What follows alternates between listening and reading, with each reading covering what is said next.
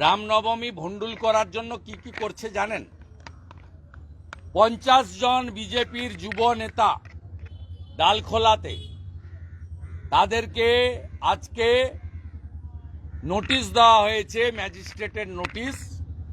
1 লক্ষ টাকার বন্ড লিখতে হবে। ডালখোলাতে 23 সালে জিহাদিরা হামলা করেছিল হিন্দুদের উপরে রামনবমীতে।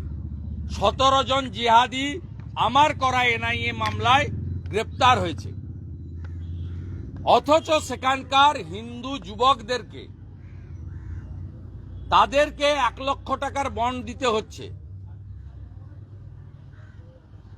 খড়গপুর থেকে খবর এলো 3 জন হিন্দু জাগরণ মঞ্চের যুবককে বলা হয়েছে কাল সকাল 6টা থেকে সন্ধ্যে 6টা খড়গপুর কোতোয়ালি টাউন থানাতে তাদেরকে এখানে ডিটেন্ড করা হবে বসে থাকতে, মোবাইল ফোন জমা দিয়ে। এ তো যুদ্ধ ঘোষণা করেছে হিন্দুদের বিরুদ্ধে। হিন্দুদের বিরুদ্ধে পুলিশকে সামনে রেখে যুদ্ধ ঘোষণা করা।